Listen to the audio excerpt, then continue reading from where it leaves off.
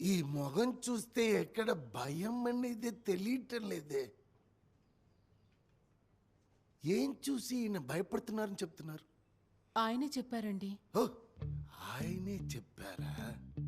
అవును, ఈ particular clinic వెళ్ళమని ఎవరు చెప్పారు? అది కూడా ఆయనే చెప్పారు. అప్పుడు ఆయనే అన్నీ చెప్తారు. మీరిద్దరూ బయటకెళ్ళి కూర్చోండి.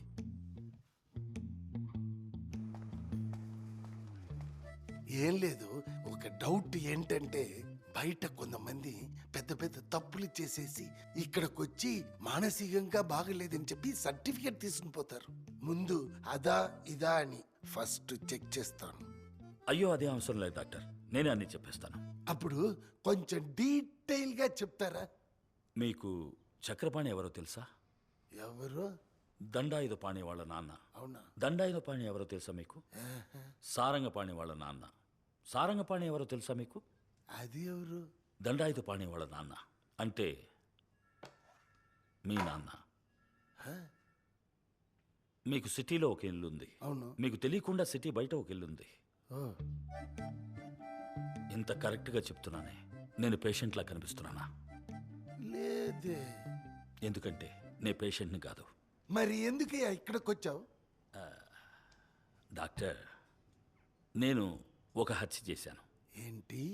అది ఫాలో చేసి ఇంకో 2 హత్యలు చేశాను. అమ్మ నాయనా. ఇదంతా ఫ్యామిలీకి తెలిస్తే భయపడతారు కదా.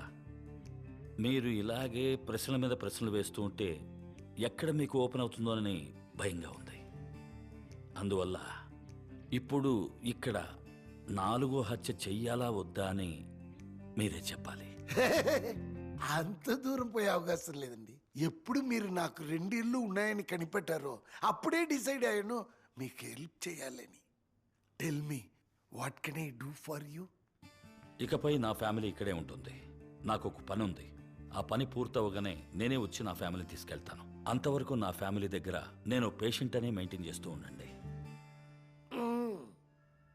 ఈయనకి వచ్చిన మానసిక రోగం చాలా భయంకరమైనది. This is a peculiar disease.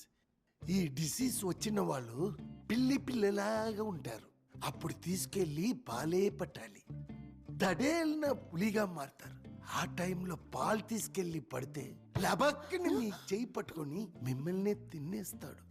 Sudden గా పాముగా మారతాడు. అప్పుడు నాగస్వరం ఆయన ఏ టైంలో ఎలా మారుతారో మాకెలా తెలుస్తుంది డాక్టర్? కరెక్ట్. అందుకే రేపటి నుంచి మీకు ఇక్కడ క్లాస్ స్టార్ట్ అవబోతుంది. ఇక్కడే స్టే చేసి చదవాలి. Any doubt?